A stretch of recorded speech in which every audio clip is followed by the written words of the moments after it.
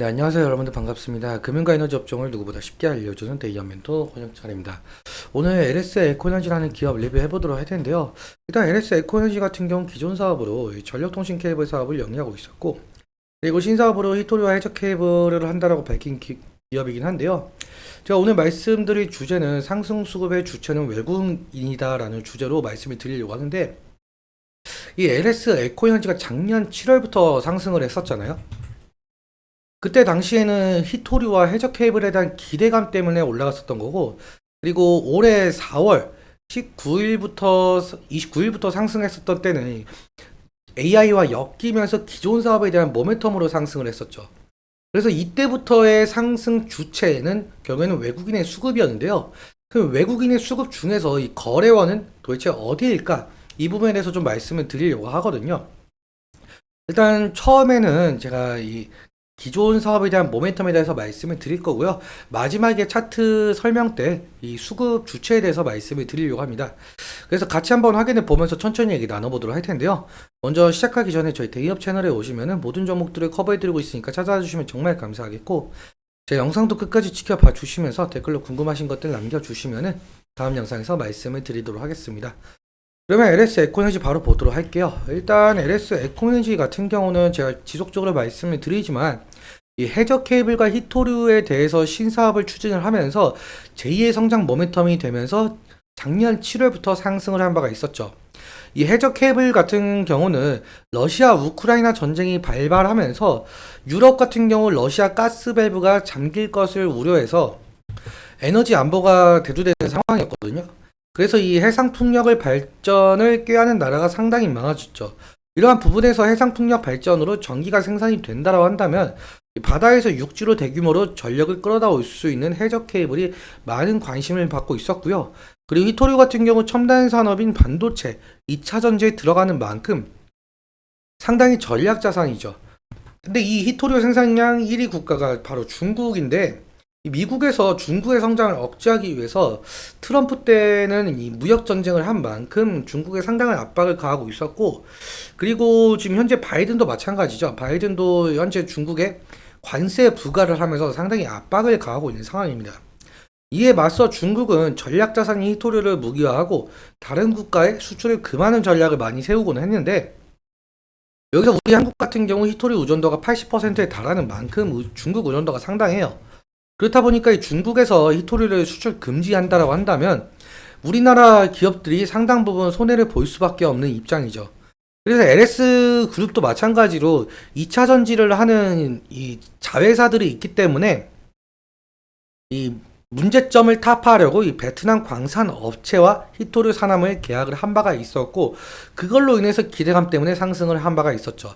이러한 성장 모멘텀을 가지고 있었다라고 보시면 될 것 같고요. 그러면 기존에 어떤 사업을 진행을 하고 있느냐라는 것인데, LS 에코에너지 같은 경우 이 베트남과 미얀마의 자회사를 두고 있으면서 이 전력통신 케이블 사업을 좀 하고 있었죠. 실제로 매출 비중을 좀 보자면은 이 베트남과 미얀마에 있는 자회사로부터 이 전력통신 케이블에 대한 판매 매출입니다.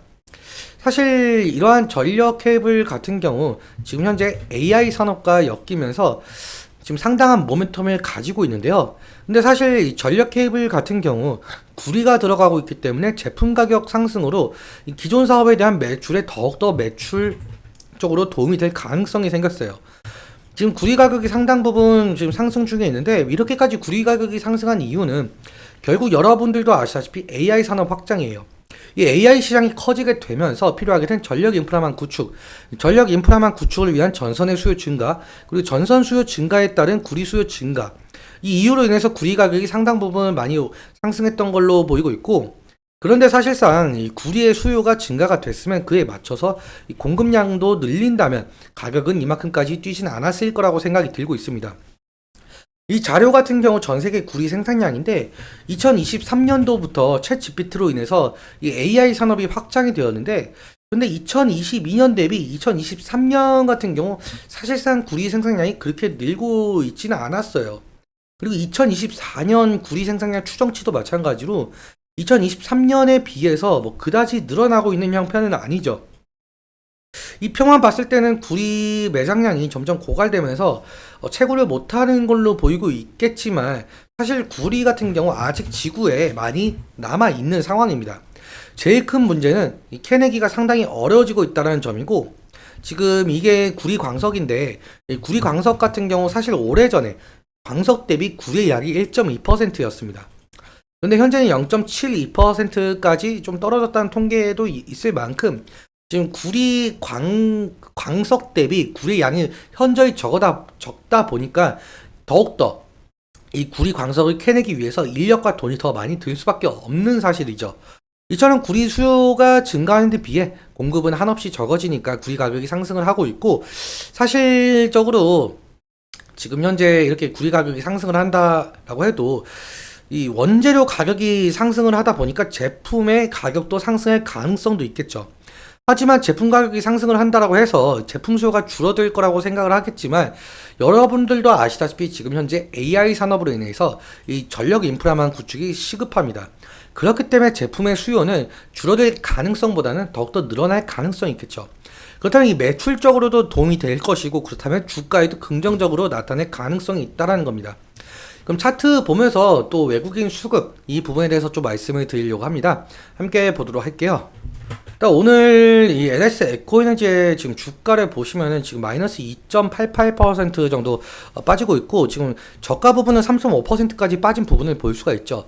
어느 정도 아래 꼬리가 달리면서 그래도 조금 그나마 선박을 하고 있는 부분으로 보이고 있는데, 지금 사실상 수급 자체가 석유로 몰리고 있죠. 어제 여러분들도 뉴스 보셨다시피 뭐 포항 앞바다에서 지금 석유가 발견이 되었다. 2035년부터 뭐 시추가 가능하다.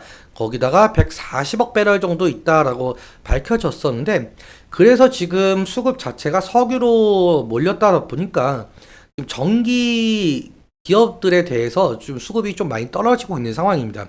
그렇기 때문에 그 부분에 관련해서 좀 하락세를 보이고 있는 것 같고, 아무튼 지지라인 같은 경우 이 부분은 좀 생각을 할 수가 있을 것 같아요. 제가 저번 영상에서는 이 부분을 좀 말씀을 드렸었는데, 사실상 오늘 흐름도 마찬가지고 좀 이탈을 한 부분을 보실 수가 있어요. 그렇기 때문에 다음 지지라인 같은 경우, 그러니까 2차적인 지지라인 같은 경우 제가 20일 이평선 부근이 될 가능성이 높을 것 같다라고 말씀을 드렸었습니다.